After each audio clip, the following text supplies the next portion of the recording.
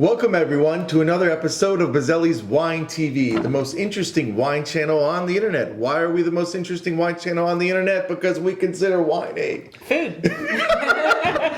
We were just talking about how daylight savings sucks, so that's why I'm out of breath. So I'm just trying to catch up. Yeah. This is the pre-turkey episode. Holly Rocco Feraci from Republic National Distributing Company, our perennial special guest, is here again with us for our pre-turkey episode today. Super excited. Holly and I both strive to give you guys compelling content, and how we do that, sometimes we do that by calling back superstar guests like this young lady on the end here. I have my moments. Krysti Atwood, hailing from Lancaster County, Pennsylvania. Yes, yep. Penn State alum, brand ambassador extraordinaire for Constellation Brands. They own everything. Some of the top names that you probably have in your fridge or on your table right now: Kim Crawford, Prisoner, Unshackled, Ruffino, Robert Mondavi, Canada. No, but awesome company that does nurture small companies, like some black-owned businesses actually that we support in the rosé market. So super big, but super down to earth too. That's why we have Krysti back here again today. Open invitation, of course, and she's so much fun and super knowledgeable about wine. She can get really scientific. I just look cute, and Holly's like really smart, but. Holly's definitely the smartest. But yes, the brain cells are at this end of the table today, guys. So without further ado, what are we drinking today, Krysti? What have you been doing? I know we're in fourth quarter, pre-turkey, daylight savings. What's going on in your life? I have been eating Halloween candy. Okay, good. Non-stop. I don't know how you don't eat it. It's just in the cabinet. We came home with like probably 15 pounds of candy. And you know what goes well with candy? Wine. There you go. I mean, wine goes with everything. Let's be real. Yeah.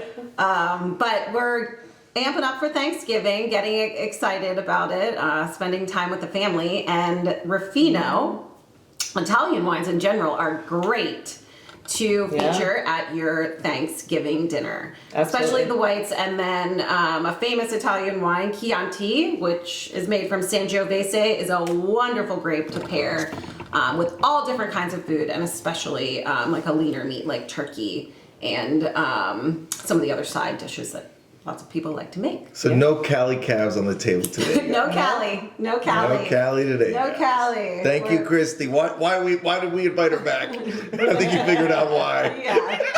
Well, But she does rep a lot of great California brands, and we appreciate them. And they're fun. they're fun. So today we'll talk a little bit about Ruffino and the history of Italy, and then the history of Ruffino, whose kind of tagline in the wine world is La Dolce Vita, the live in the sweet life, live in the good life.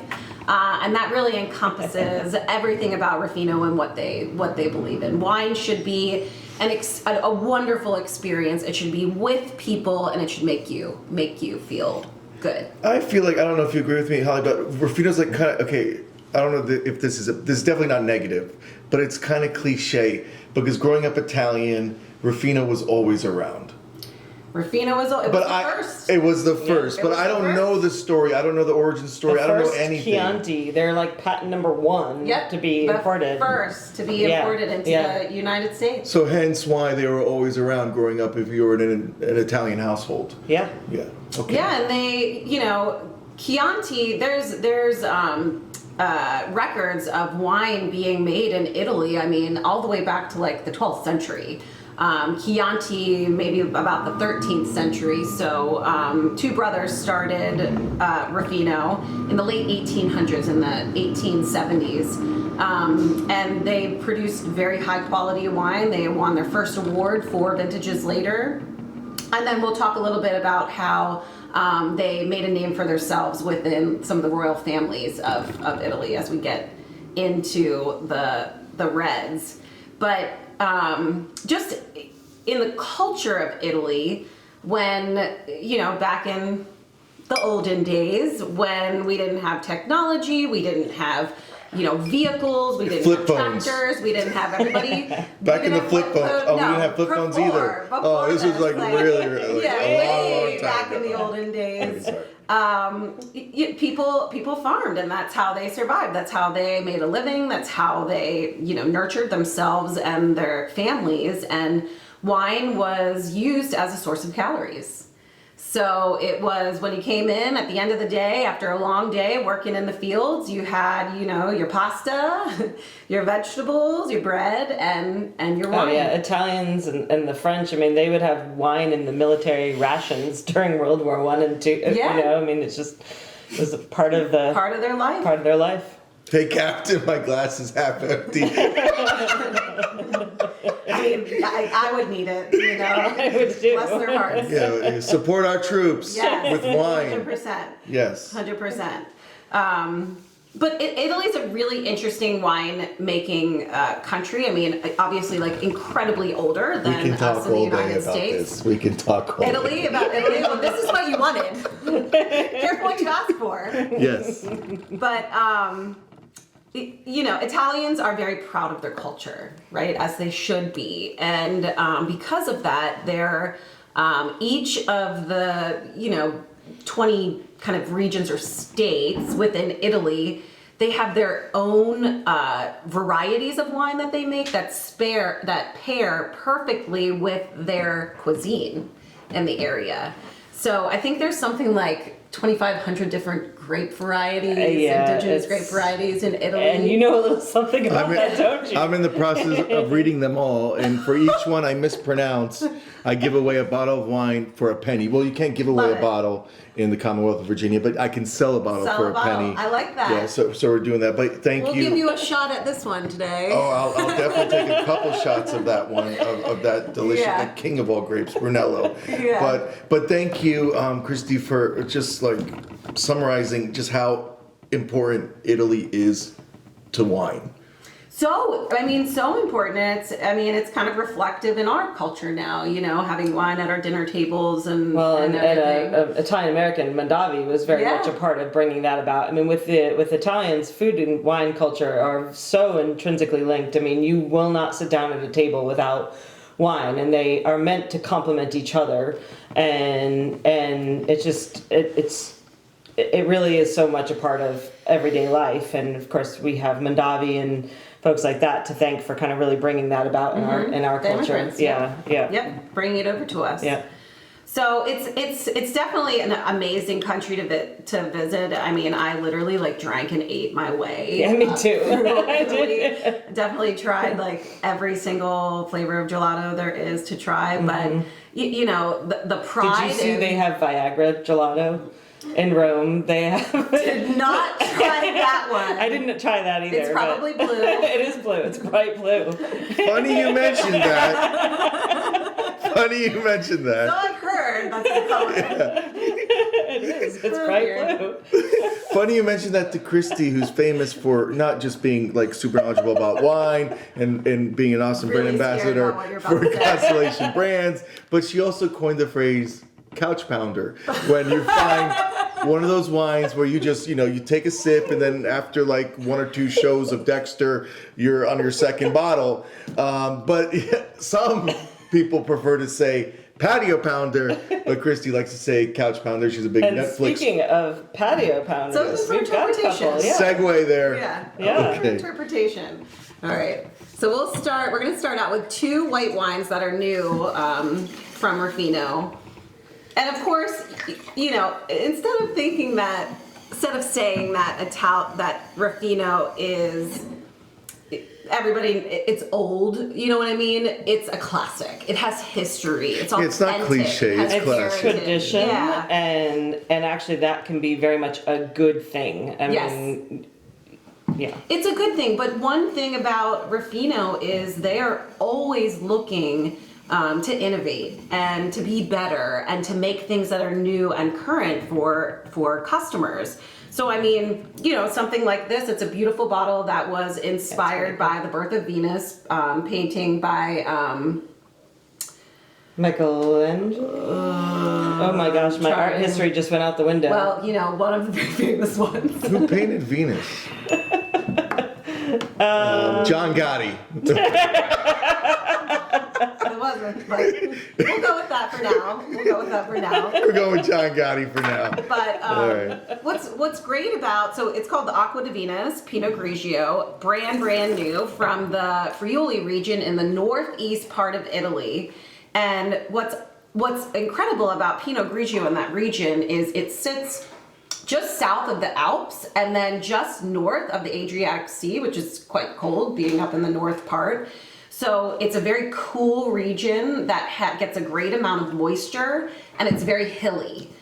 So the vineyards are mostly planted on the hillsides, and that makes some nice concentrated flavors versus sometimes like a Western style Pinot And Grigio. beautiful on the nose. Yeah, it's really aromatic. I'm getting a lot of like grapefruit in here. I mean, it's Incredible on the nose, Grapefruit, really. lemon peel, Yeah. a little bit of floral, like some honeysuckle. yeah, lots of nice complexity in this Pinot Grigio. I mean, this is not the grandma's Pinot Grigio. This is not Kenny G's Pinot No. Grigio. No, this has got more complexity. Yeah, And I love the mouthfeel. Lots of You get a freshness. little bit more of that like viscosity, that like velvety smoothness, but still great acid on the finish. And that concentration comes from, you don't need a lot of water to grow good grapes, hence why the California drought years made the best vintages in some decades. But you want the vines to stress. So as the more that the vine stresses, the more concentration it gives on producing its fruit. Less leaves, more to the fruit. And it makes a more concentrated, complex wine. so in return. hillside planting in Friuli, Lends itself dry to that. farmed. Yeah. Yep. so yeah, you're gonna have definitely lots more concentration. Even like the color is kind of brighter. Yeah. More concentrated color. Little more because of that. golden. Yep. And very subtle messaging too. I like it. It's very elegant. It's pretty. Yes. It's really pretty. Mm-hmm. They did a great job with the packaging and the juice, which is So you said key. it's not your grandma's Pinot Grigio, Holly, but what do, like your grandmother, what would she have on the end of her couch? Starts with a C. Like a piece, it was a cloth that kind of decorated. Yeah. What do grandmas? Well, you talk about like the lace, like doily, basically that goes on the end of the couch to protect the couch arm from. Yeah. That's what the label reminds me of, or it's reminiscent of. You didn't have those in Pennsylvania? No. No, you know what I'm talking about. They're like We had like a cover that tablecloths. looked like the couch that like fit the arm. Yeah. Of it. Yeah. You had a cupboard as Cover. Oh, cover. Okay. There's a word for this. Well, we didn't have doilies because they were white, and I Is have that 3 doily? brothers, so we didn't have anything. I think it's doilies. Yeah, it's the a doilies, doily. the lace doilies that you would put. Yeah, there's lace Lace doilies, and doilies. then some people like some had plastic. Okay. covering the couch. Oh yeah, plastic. We had like sheets, just like bed sheets, old bed sheets. We had Wawa. We have sheets and Wawa in Pennsylvania. It's pretty epic. As you guys can tell, this is delicious Pinot Grigio, and it brings the fun. It brings Yeah, the fun. it's really good. And how long has this been on the market, Christy? Oh my gosh, Only a 60 couple- days. yeah, like yeah, Wow. months of that. yeah, Yeah. brand new. And so Yeah. in stock. Yep. Yep. Okay, Yeah, so we'll be on casewinelife.com, guys, for sure. And it's probably gonna be one of the few places where you can get it. And it's gonna be cheap too. Wow, did you verify these prices with the guy? I asked you this last time. yes, Please verify yes. everything with accounting. Okay, I think we could sell this for like $15.99, $16.99. Yeah. Just giving it away. It's a great price. Yeah. It's a great price. Do you especially think for- that is a great I price? think that's a I great think so. price. And Okay. I mean, the bottles look. I mean, they're beautiful. They're kind of elegant, and they're going to look really nice on the table. Because I really sucked at math, but if Holly and Christy say it's a great price, it's a great price. I sucked at math too. No, Me you too. did not. I did I too. You guys are I brainiacs. just worked Okay. hard. You know how many milliliters is in each bottle? I don't even know that. Well, it's listed 750. on the bottle. 750. Read. Okay. All right, let's try the rosé. I love the first time I tried this rosé. I was so pleasantly surprised because some Italian rosés can be they can be a little like earthy and a little green, which isn't necessarily a bad thing. It's just a different style, and it's not particularly. I like a rosé that has maybe a little bit more fruit, a little bit more kind of like softness on the palate. And so now we're going to move from Northeast Italy down to Tuscany, and that's where we're going to stay for the rest of the wines. And Tuscany it's a gorgeous region, but it's a great growing region in Italy because it sits, if you think about the boot of Italy, it sits right in the middle, and it's bordered by the Mediterranean Sea. So it's quite a bit cooler than the southern areas of Italy, but quite a bit warmer than the northern areas. And it's more of a Mediterranean climate because of it being bordered by the sea. And it's just, it's got these beautiful rolling hills that are just so green and so just covered in vineyards. It's absolutely beautiful. Soprano's favorite. Oh yeah. Chianti Classico Reserva Ducale. So this was the wine when you watched The Sopranos. This is the wine that you might have seen Tony at the Bing. Remember the Bing? Mm-hmm. So you might have, anytime that Tony is pictured at a table with wine, this is what he's drinking. Vesuvio's, his best friend Artie's restaurant. Yes, thank you. So, so this is what they'd have on the table with Vesuvio's a little bit more family for our audience. The Bing. After the show, guys, we're going to go to the Bing. I figured I'd pull that one out. We're going to walk in, they're going to be like, Krysti, she already has a table. Oh my gosh. But this wine has been famous since the 1920s. So the story of the Reserva Ducale, or the Duke's Reserve, comes from the Duca Viosta, which was one of the royal kind of ruling families in Italy at that time. Had traveled down to Ruffino to try their wines because he had heard how delicious and successful they had been. And he loved the wine so much that he wanted it to be their house's kind of wine.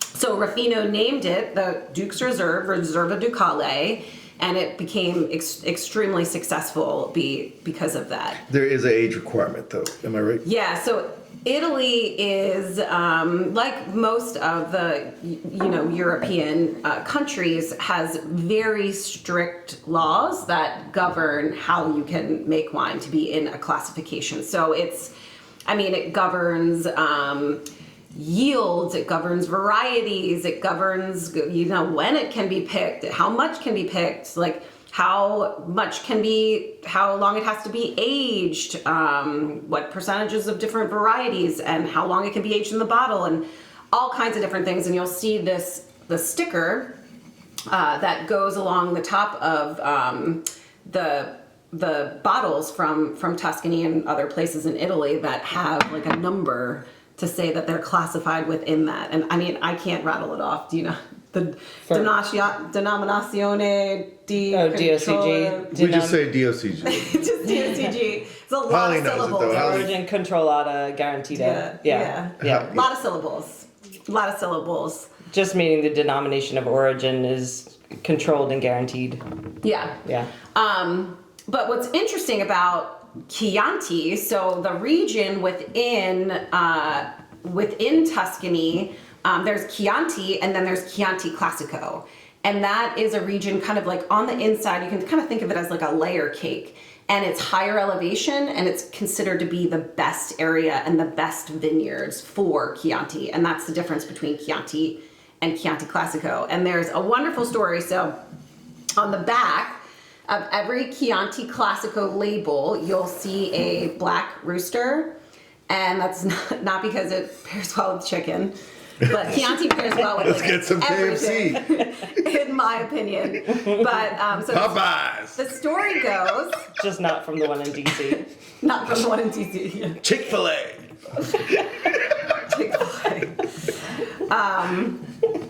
But I totally screwed up her story. This is really important. Okay, rewind. You're good. Okay. So the story goes is, so Florence and Siena, which are, I think, roughly like 90 kilometers apart, Siena south of Florence, were under kind of war between where the border should be between the two cities. So they decided to have a horse race to determine where the border was. So a rider on a horse would take off from both Florence and Siena at the exact same time, and wherever they met, so whoever had the faster horses, that's where the border would be. And so back then they didn't have, I think this was in like the 16th century, but they didn't have phones or internet or any way of communicating between of when to start the race. Yeah. Or when to start. Like, how do you know when to start? So they came up with the idea of using a rooster, and a black rooster. So black roosters are more aggressive, they're very pompous, they like to be out in the open, they don't like to be contained. They shop at Costco.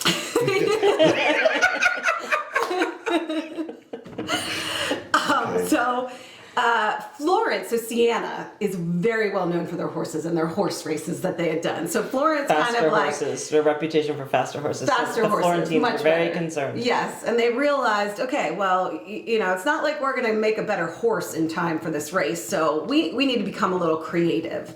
So they realized they could start strategizing about the starter.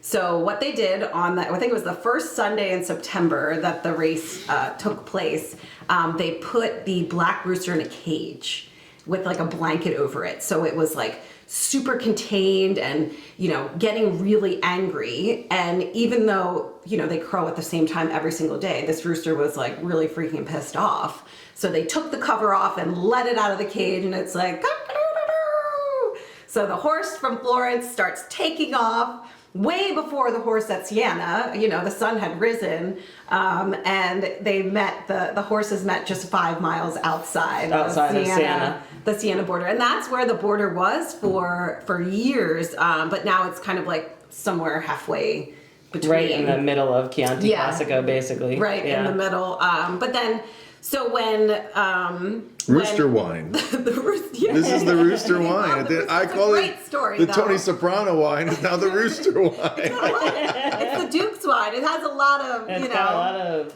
connotations. But when Tuscan producers were trying to come up with a way for consumers to understand the difference between Chianti and Chianti Classico, they decided that the rooster, kind of their history and heritage, would be a great way to help people distinguish between the two. So every bottle of Chianti Classico has the black rooster on it. Look for the rooster, guys. Yeah, all right? Really fun. Really fun. A lot of fun. Wow, so much story, and story sells wine, as we always say on the show.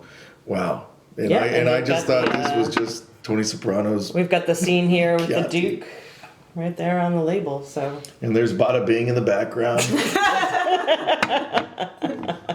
This is, the ultimate, the quintessential Chianti, special occasion Chianti, I think, too, as well. I never see this for under maybe $25 a bottle. Am I correct? I'd say it's more high 20s, low 30s. Yeah. Okay. But, so we're going to be at $29.99, guys. Nice. On casewinelife.com. Yeah. Because, nice. we want to be And inclusive. it's delicious. There's Chianti Classico requires, so Sangiovese it's a very thin-skinned grape, hence the very light color. And it really retains its acidity. So a younger Chianti can be quite like astringent. But with Chianti Classico and the DOCG, it requires quite a bit more aging. I think it's like 2 years and then 6 months in the bottle. Yep. So it softens out that acidity, and it just makes it just beautiful. And Chiantis are known as some of the most age-worthy wines in the whole world. I mean, it's got great acid, it's got good tannin, Fruit despite its thin concentration. skin, good fruit concentration. All the rest of everything that you need for long aging. Yeah. But just the right It's amount delicious. of tannins. I Just know. the right. Yeah. It's not and tannic. then there's a You can't nice- even, don't call it tannic. It's not it's tannic. super just- soft. It's super soft. Yes, Yeah, thank you. and it's not like some Chiantis can be so sort of dusty dry that you have to have food with it. This has got some nice juicy kind of fruit concentration to it, really kind of balancing out those tannins. They're, kind of the tannins are pretty well integrated here. So, I mean, this is nice just drinking on its own too. Take notes, Cali Cab guys. Probably not comparable to the Cali Cat, No, but no. coming to our next wine. Cali Cabs are this so is- tannic. Yeah. Yeah. It's, The next wine I think could be up a Cali Cab drinker. Yeah. I always say that this wine is so wonderful for people who maybe haven't tried many Italian wines and they kind of want to like put their big toe in, because Modus is what's considered to be a super Tuscan wine, which has no legal terms to the Italian government making, society, but it was a group of winemakers that came up with a sort of a marketing term for their wines that weren't able to be classified under the DOCG or the DOC. Who was the ringleader in The that group? Ornellaia and Sassicaia. Those were Yeah. the ringleaders? Yeah. Okay, sorry. And it's a genius idea, especially the name that they came up with, because they were using, more Bordeaux varietals and making wines that were not necessarily, they had maybe some Sangiovese in them, but not the 80% requirement that the DOCG was requiring, and the wines were beautiful. So they came up with this marketing term, and it's really, really worked. Oh yeah, I mean everywhere you go, it's like, oh, do you have a super Tuscan? I mean, people may not really understand what it is, but they know they like it. Yeah, and they're, because of those added Bordeaux varietals, whether it's mostly Cabernet, Merlot, or sometimes people use Little Syrah, yeah. They're characterized by having bigger fruit content. Great tannin, awesome structure, but a little bit bigger and richer than Chianti. So yeah, this is all about, I think, about evenly split between Sangiovese, Merlot, and Cab. Yep, it's about, usually every vintage is about evenly split, and it's also aged in small oak barriques, which is different than Chianti Classico.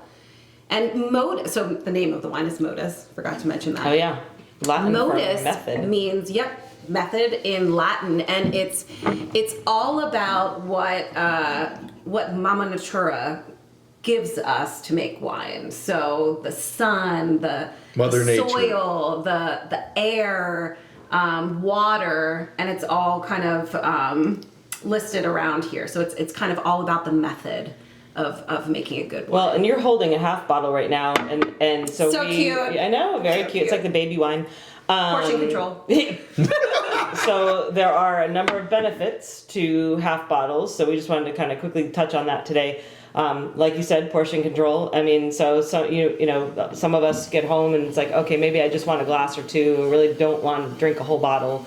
So that's one of the benefits to a half bottle. Always having one or two in the house, something like red and white. But even another tip for you too with the half bottles is, I don't necessarily have this problem in my house opening up a bottle and not finishing it, but Me neither. But some people might have this problem and they may not finish a whole bottle. And so if you have some half bottles on hand, once you have had the wine within the half bottle, clean it out, wash it out, dry it, and then you're able to take what's remaining in the full bottle and pour it in here where it'll be completely full, as opposed to having maybe wine, down to here, because oxygen is the enemy of wine. So the more oxygen you have now in a bottle, the faster it's going to turn. And so, you can do your best. You can put the cork really tight in there and put it keep your red wine, if you haven't finished it, in the refrigerator. It'll last longer that way. But you can also pour it into a half bottle. That's such a great idea. And that way it'll last long. Yeah, you just get a little funnel. Super cheap, and Great then idea. just keep it in the fridge, and it'll last a lot longer this way. This is a delicious wine. Bottom line, Super Tuscan, whatever you want to call it. But I want to know, when Super Tuscans emerged, was this during the same time when California cabs were just unleashing war on the wine industry? I think so. I think it was the 80s. It was definitely a response to that, yeah. Yeah. And in the sense of, look, the American palate likes these big, some people call it the Parkerization of wine. Robert Parker, the critic, who was giving all these massive scores to, 98 points, whatever, to some of these big Cali cabs that are just monsters, and so the rest of the world was kind of following suit a little bit. Like, how do we make our wines bigger to get these scores? Because that means we can charge more for our wines and sell them at more of a premium. This is saying I'm not bigger, I'm just big, and I don't have to be bigger. And I love the subtlety of it. Yeah, and I mean the Super Tuscan style can be really big and really rich. I mean, really rich, like Sassicaia. But Modus it's more elegant. It's very balanced. It's got great fruit. It still has earthiness. It has good acid, and the tannins are just super soft. I mean, really approachable. And that's why I think, like, if you want to get into Italian wine and you're a little, like, intimidated by it, this is a perfect place to start. This is a great starter. I've done events with this, and I've had people say, oh, I don't like reds, or I don't like Italian reds. Oh, I find them too acidic. And it's like, just try this, right? And just try this. Please and then unsubscribe from my show right now. No. You don't like Italian reds? No, we'll convince you. But that's the point. There's a wine for everybody, and like this wine, people try it and they're like, "Oh my gosh, it's soft. Like I don't get that astringency. I don't get that finesse." Yeah. So there is you can kind of, this is like a good entry into the reds of Italy, and it's then affordable. You can kind of go from there. Yeah. And it's super affordable. And Robert Parker, we appreciate him, but he's a mild-mannered guy from Maryland, grew up on crabs. So we all know his palate. And you know his palate. You know his palate. His palate is like a lot of people. There's a lot of wine critics out there, and what I would always suggest, I mean, some people are lovers of scores, and they look at a score and they're like, oh, I want to try that wine. Some people kind of buck the scores. I don't drink scores, I drink the wine. I don't want to see the scores, right? I mean, there's no wrong answer here. It's everybody's personal opinion. But there are a lot of different critics out there, and you can see kind of sometimes scores are all over the map. Like one might give it an 89, one might give it a 92, one might give it a 95, and you're like, what gives? And it's because every critic has their own palate. And so what I would suggest to people is like, as you're tasting and trying wines, and if you look at the critic scores and you're like, you can start to identify and say, my palate seems to be closer to this critic's palate in terms of the way I might rate the wines. And so then you can kind of understand that a little better, and then you can, as you're looking at scores, you can find that critics or follow that critic or find that critic scores. Who's your critic? So, oh my gosh. Holly Feraci. Besides Holly. I like to look at, I don't really like to look at just one. I do like to look at like all the scores. You got to pick one for the show today, Holly. We're going to give our viewers a huge. We can't pick one. I mean, we have such access to information and that's our job is to learn about it. It's like we appreciate scores, of course we do, but at the end of the day, it's all about what you like. Yeah. So it doesn't matter if the bottle is $6, $60, or $600. It's all about what you like. But for political or diplomatic reasons, you can pick two. You pick two today. That would be like asking me who my favorite cat is. Well, I'm going to go out on a limb and say who's mine. Who's yours? Who's not with us anymore, but Steven Spurrier. The ultimate European wine critic, because he loved wines with a sense of Europeanness. And unintentionally surged the California cab. Unintentionally, yes, started the whole California cab earthquake. Talk about a backfire. Yeah. But and you gotta love irony too. This was a guy from England, loved Italian wines, Bordeaux, Brunellos, French, of course. Yeah. And then with the Judgment of Paris, we have Stag's Leap now, just untouchable. Stag's Leap is the only bottle of wine in the Smithsonian Museum. There you go. Thanks, Steve. Because of that. Thanks, Steve. Nonetheless, we love you. His palate and mine, I think, pretty on the same page. But I could say that because I could say whatever I want. He was involved in the until he passed away. He was involved in the Virginia Governor's Cup competition. Yes. So he was one of the judges for a number of years in that. So pretty cool. Yeah. I mean, he's lavished Virginia with a lot of love. Yes, he did. Before he passed, really did. And to help our wine industry compete with these California behemoths. And that's a great story. Bottle shock. If you've never seen that movie. Yes. Great movie. Yes. We should just like do a watch party. There Just we go. like watch a movie Yeah, together. do a watch party. Have the camera rolling. And we'll just react. I don't know if I could watch a movie with you. You seem like you're very talkative. No, I'll be quiet. There are a lot I'll be of quiet. I'll be there quiet. were I'll a be lot quiet. there were a lot of liberties taken for the sake of Hollywood in that movie. Hollywood. Oh, definitely. I mean, talk Oh, about okay. romance and Yeah. boobs, like, you know, all the thing. They were unkind to From some. boobs to Brunello.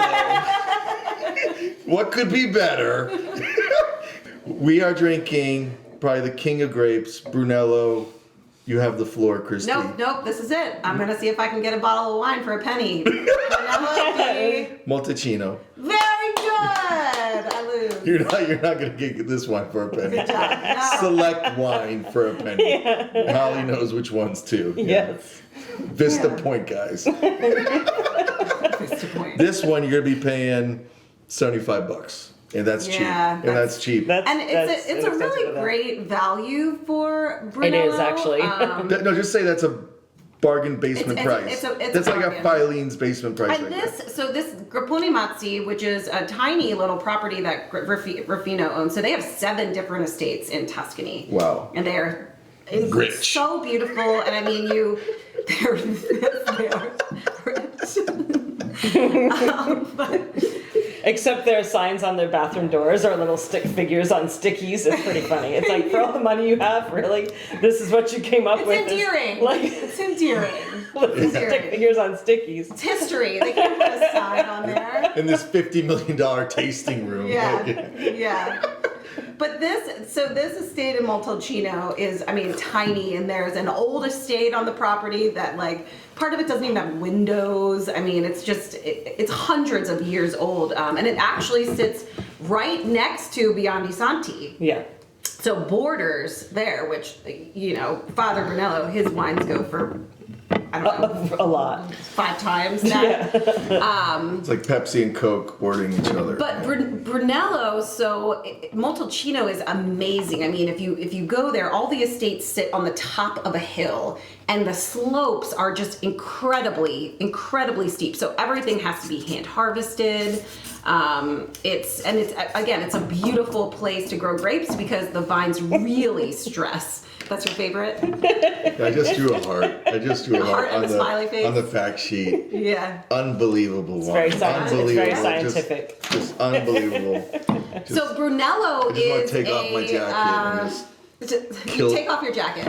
This is actually one of the older vintages in the market these days too, and it's beautiful. I mean, to be able to have an older vintage of Brunello. The 2014, wow. I don't know what was going on in Italy at that time.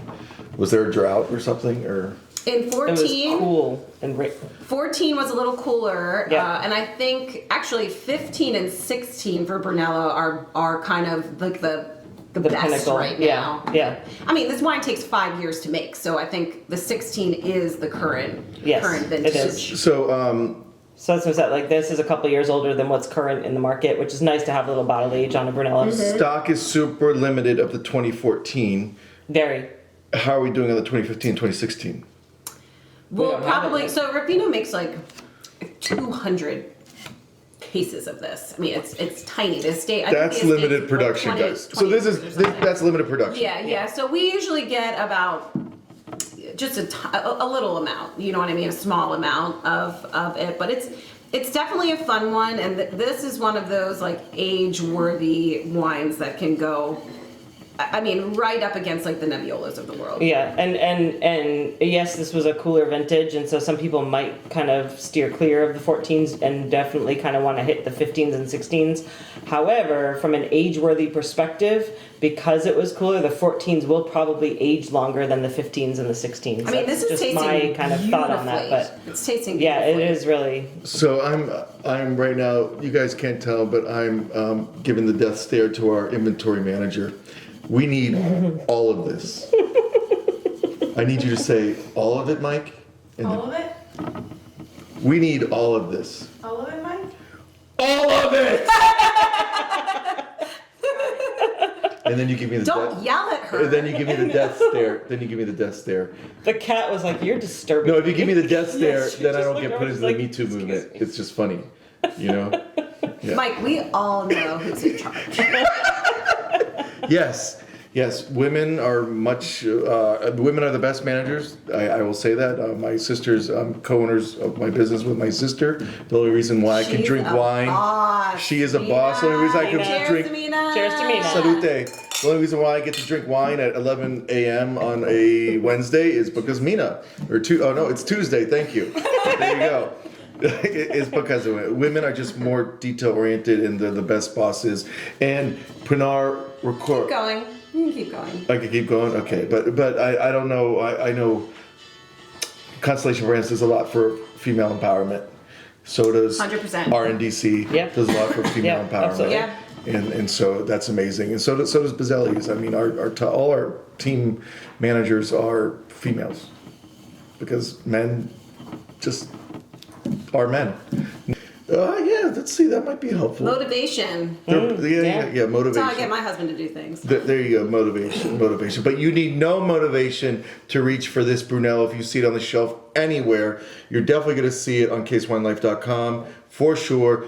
Highly allocated, limited production. Yeah. This is a limited production wine, and I know that term gets thrown around a lot these days. Limited production, and people kind of BS about This it. is limited production because it's all coming from one estate, which is a legal requirement for Brunello di Montalcino. But some California wineries, I feel like, have embellished about limited production in the last decade. Well, it depends. Like, it's all relative, right? Like, one winery might make 100,000 cases of something, so limited production might be 10% of that, right? So it's all relative to what you're speaking about. 200 cases. Yes, If very that's not small. limited for Very you, small. I don't know what is, people. There's it's a buzzword that's becoming more popular with climate change, because people are starting to, because of climate change, and the difficulties people are having making wine with a warmer climate or like a lot of weather events, if you will. It's not just about warming, it's about like you have these extreme weather events.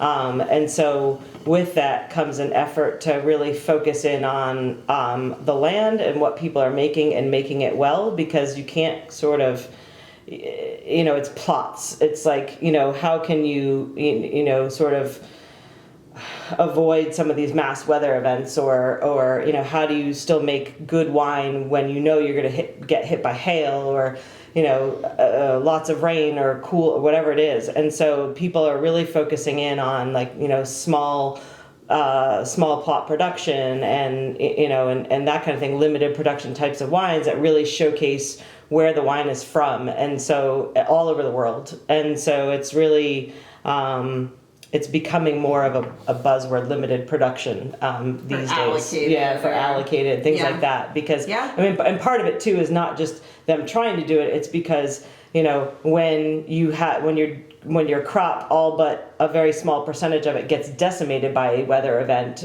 which can happen in a matter of 13 seconds with a hailstorm.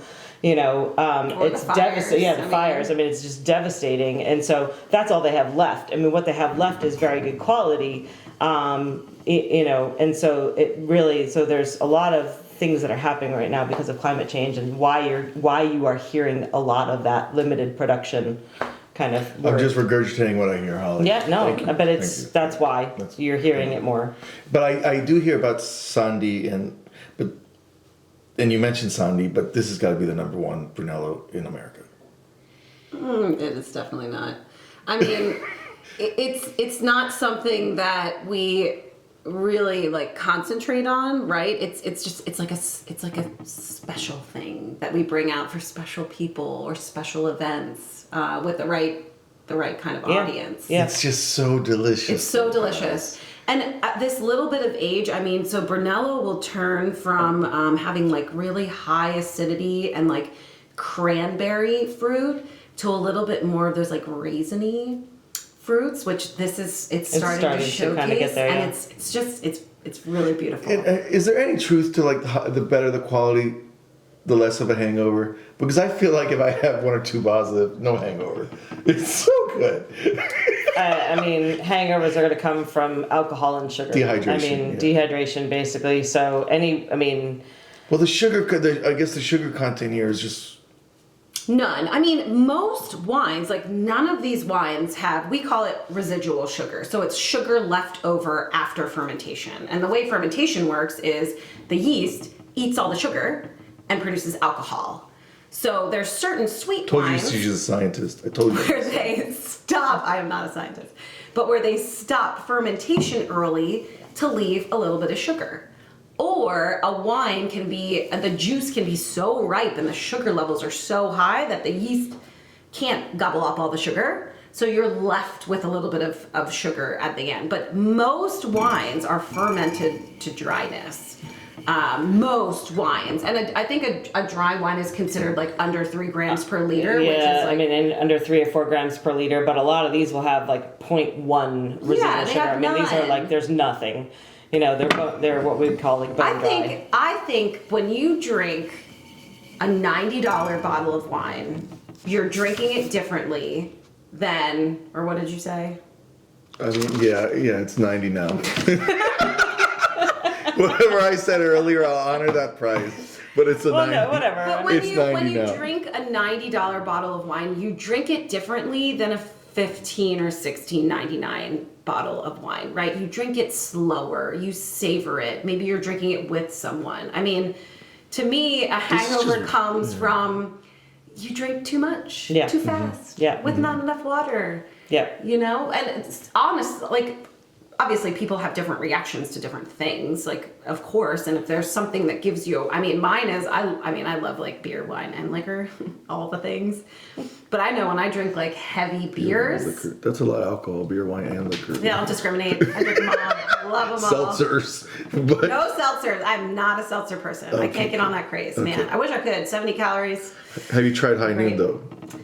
I'll drink a High Noon. I'll drink it. It's fresher, It's right? very good. Yeah. Very good. Yeah. And we make a couple too, like the Corona. And we're trying to get seltzers placements are right good. now. We're trying to get Well, placements right now. and So. Ruffino makes the Oh man, I love those. the Arancia, The and the spritzes. The spritzes. small spritzers, So yeah, good. those were fun during summer. They're so Yeah, good. Yeah. they were a lot of But fun. yeah, people have different reactions to different things. I mean, with hangovers, it's like drink water and don't drink too much. Yeah. Krysti, one last question. I know this is aged for 24 months in oak, but I feel like it's new or neutral oak. I'm not tasting It's a lot aged of in large casks. large casks. Yep, large so casks. the wine doesn't touch the wood as much. And then it's aged in the bottle, I think, for an additional 12 months. Okay, because I don't taste any oak on. There's no oakiness on this at all. I know a lot of people what do they cringe when they hear oak. Hence why Well, Merlot and- is not great anymore. Yeah, and like the new French oak or like American oak will give sort of those like vanilla-y flavors or whatever, where this it's more of just like softening. Oak lets a little bit of oxygen in during aging and it just like softens the wine. So when we're talking modus method, what you're doing here is just utter perfection. Kudos, salute to everyone at Oh, I can't cheers. Oh, with it's- an empty what a glass. I piece of mean, shit host. Hey. I'm a just piece of drank shit. it all. No, I'm a She piece of drank shit it all. host. Drank it all. Salute, salute. Yeah. Cheers! Thank you so much Cheers. for having me again. Thank It's you. always Thank you, fun. Krysti of Constellation Brands, Holly Rocco Feraci of Republic National Distributing Company, Mike Bozzelli of CaseOneLife.com. Thanks for watching. Subscribe. Smash that like button. Love you. See you later. Bye. Live the La Dolce Vita. Live La Dolce Dolce Vita Vita. with the ultimate Brunello.